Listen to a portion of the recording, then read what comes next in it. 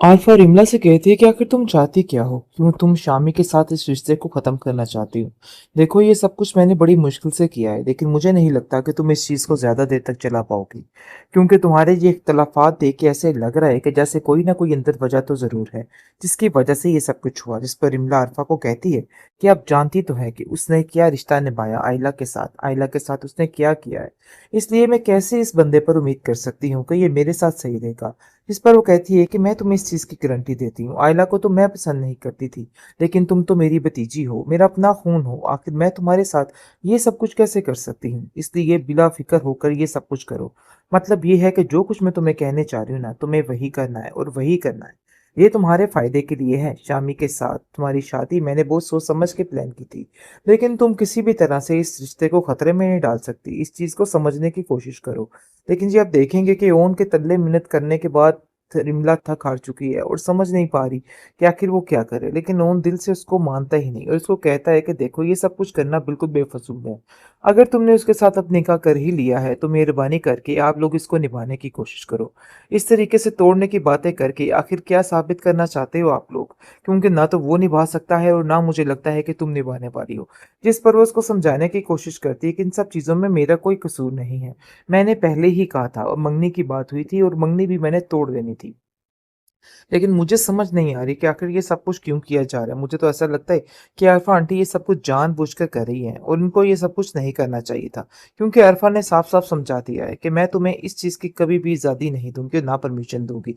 ये बात तुम अपने ज़हन में बिठा के रखना और जो फ़िज़ूल बातें तुम्हारे दिमाग में चल रही हैं ना, इनको तो तुम्हें निकालना ही होगा, क्योंकि ये सब कुछ तुम्हारे लिए बहुत ज़्यादा ज़रूरी हो चुका है। ऐसा ना हो कि आइला की तरह तुम भी ज़लील-ओ-ख़्वार होती रहो।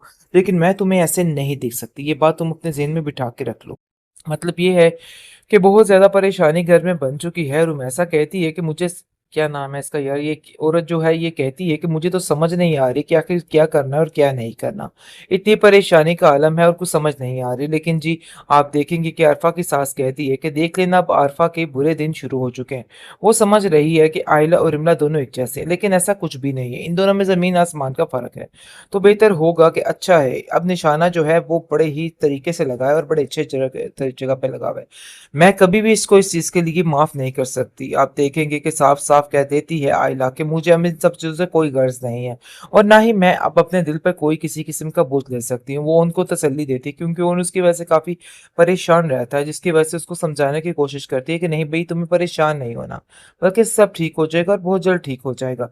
लेकिन जी आप देखेंगे कि अरफ़ा कहती है कि भई मैं तो पहले ही कहती थी कि तुम्हारा और उनका कोई ना कोई सिस्टम है। लेकिन ये बात मानने से हर कोई इनकार कर रहा है। लेकिन आहिस्ता-आहिस्ता देखो ना हर चीज़ खुल के सामने आ रही है और नज़र आ रहा है कि आखिर असल मसला है क्या? और जो असल मसला है वो सबके सामने आ चुका है। तो अब बेहतर यही है कि इस बात को मानने से इनकार ना किया जाए। जिस पर आइला कहती है कि मैं आपको कोई सफाई नहीं देना चाहती। तो बेहतर यही है कि आप मेरी ज़िंदगी में मुदाखलत करना छोड़ दें। आपने जो करना था ना मेरे साथ वो कर लिया। मतलब ये आइला की कहानी का किस्सा भी बहुत जल्द खत्म हो गया ताकि उसको ज़्यादा अज़ियत ना ही मिले तो बेहतर है। लेकिन इसकी ज़िंदगी तब सुकून से होगी जब वो उनकी मोहब्बत को अपना लेगी और उससे शादी करने के लिए मान जाएगी। लेकिन जी दूसरी तरफ काफ़ी ज़्यादा आइला की माँ गुस्से में आ जाती है और कहती है कि देखो मुझे तुम्हारा उनके साथ यूँ बैठना-उठना बिल्कुल भी पसंद नहीं। जिस पर वो कहती है कि आखिर मैंने ऐसा क्या किया है? और उनको जैसा आप समझ रही हैं ना वो ऐसा नहीं है। अपने दिल से उसके बारे में ये वहमो-गुमान निकाल दें, वो ऐसा नहीं है। जिस पर वो कहती है कि बेटा जी तुम्हें क्या पता हो? मुझे पता है, मैंने ज़िंदगी के बड़े-बड़े रंग देखे हैं।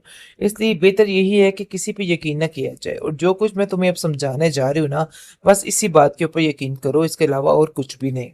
विमला स्वामी से कहती है कि मैं किसी भी तरह से तुमसे इस रिश्ते में नहीं रह सकती, जो कुछ हुई हो सो हुआ, लेकिन अब मुझे तुम्हें इस सारी चीजों से आजाद करना होगा। आगे से शामी कहता है कि देखो मैं मजबूर हूँ और मैं कुछ भी नहीं कर सकता। जिस पर उसको कहती है कि नहीं, ये काम तो तुम्हें करना ही होगा चाहे जो मर्जी। अगर तुम में हिम्मत नहीं है तो मैं अपने अंदर हिम्मत ले आती हूँ। लेकिन शामी इस बात को करने से कतराता है और काफी ज्यादा परेशान है, क्योंकि वो जानता है कि अगर उसने कुछ भी ऐसा किया है ना तो उसकी माँ उससे नाराज हो जाएगी। नाज़रीन जैसा कि आपने देखा कि इमला की निकाह हो चुका है और वो अपनी ज़िंदगी से काफ़ी बेज़ार हो चुकी है और वो उनसे कहती है कि ओन अभी भी वक़्त है, मैं ये फैक्ट्री इनके मुँह के ऊपर मारूँगी। मतलब ये है कि मुझे इन सब चीज़ों से कोई गर्ज़ नहीं, कोई लेना-देना नहीं है और ना ही मुझे फ़र्क पड़ता है कि किसी को मेरे से क्या उलझन है और क्या नहीं है। आप देखेंगे वो कहता है कि शामी की इतनी औकात नहीं है कि ये सब कुछ डिज़र्व करे वो, तो इसलिए बेहतर यही है कि उस इंसान को छोड़ ही दो। लेकिन ये मत समझना कि मैं कभी भी तुम्हें ऐसा हासिल कर लूँगा, मतलब कि तुम्हारे साथ शादी कर लूँगा। ये बात तो तुम कभी भी मत सोचना। ओन उसको काफ़ी ज़्यादा कहता है और कहता है कि मैंने कभी ज़िंदगी में सोचा ही नहीं है तुम्हारे बारे में, तो आखिर आगे कैसे सोच सकता हूँ? इसलिए ये प्लान कभी भी अपने दिमाग में मत लेके आना। आप देखेंगे जी, शामी जो है वो कहता है कि मुझे समझ नहीं आ रही कि आखिर तुम क्या करना चाहती हो? तुम तो जानती हो बाहर जा रहा हूँ और ऐसे भी हमारे साथ कोई ऐसा रिश्ता होगा ही नहीं। लेकिन तुम्हें परेशान होने की ज़रूरत नहीं है, सब ख़त्म कर दूँगा आके। इस पर वो कहती है कि नहीं, मैं ऐसा नहीं कर सकती, इतनी देर इंतज़ार नहीं कर सकती। तुम्हें अभी और इसी वक़्त ये कहानी और ये किस्सा ख़त्म करके जाना होगा।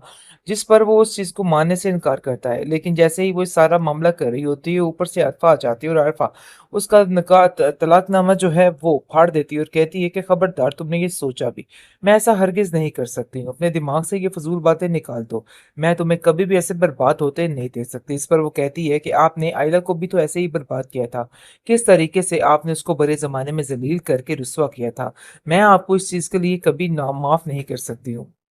मतलब ये है कि बहुत ज़्यादा परेशानी घर में बन चुकी है और रुमैसा कहती है कि मुझे क्या नाम है इसका यार, ये औरत जो है ये कहती है कि मुझे तो समझ नहीं आ रही कि आखिर क्या करना है और क्या नहीं करना। इतनी परेशानी का आलम है और कुछ समझ नहीं आ रही। लेकिन जी, आप देखेंगे कि अरफा की सास कहती है कि देख लेना, अब अरफा के बुरे दिन शुरू हो चुके हैं। वो समझ रही है कि आइला और इमला दोनों एक जैसे हैं, लेकिन ऐसा कुछ भी नहीं है। इन दोनों में ज़मीन आसमान का फ़र्क है। तो बेहतर होगा कि अच्छा है, अब निशाना जो है वो बड़े ही तरीके से लगाए और बड़े अच्छे जगह पे लगावे।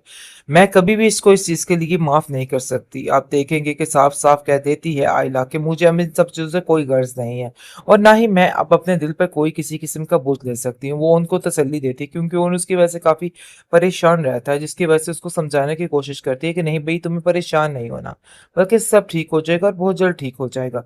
लेकिन जी, आप देखेंगे कि आयफ़ा कहती है कि भई मैं तो पहले ही कहती थी कि तुम्हारा और उनका कोई ना कोई सिस्टम है। लेकिन ये बात मानने से हर कोई इनकार कर रहा है। लेकिन आहिस्ता-आहिस्ता देखो ना, हर चीज़ खुल के सामने आ रही है और नज़र आ रहा है कि आखिर असल मसला है क्या?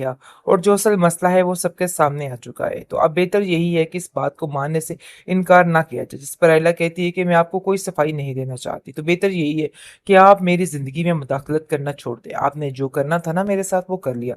मतलब ये आइला की कहानी का किस्सा भी बहुत जल्द खत्म हो गया ताकि उसको ज़्यादा ज़ियत ना ही मिले तो बेहतर है। लेकिन इसकी ज़िंदगी तब सुकून से होगी जब वो उनकी मोहब्बत को अपना लेगी और उससे शादी करने के लिए मान जाएगी। लेकिन जी, दूसरी तरफ काफ़ी ज़्यादा आइला की माँ गुस्से में आ जाती है और कहती है कि देखो, मुझे तुम्हारा उनके साथ यूँ बैठना-उठना बिल्कुल भी पसंद नहीं। जिस पर वो कहती है कि आखिर मैंने ऐसा क्या किया है? और उनको जैसा आप समझ रही हैं ना, वो ऐसा नहीं है। अपने दिल से उसके बारे में ये वहमो-गुमान निकाल दें, वो ऐसा नहीं है। जिस पर वो कहती है कि बेटा जी, तुम्हें क्या पता हो, मुझे पता है, मैंने ज़िंदगी के बड़े-बड़े रंग देखे हैं। इसलिए बेहतर यही है कि किसी पे यकीन ना किया जाए और जो कुछ मैं तुम्हें अब समझाने जा रही हूँ ना, बस इसी बात के ऊपर यकीन करो, इसके अलावा और कुछ भी नहीं।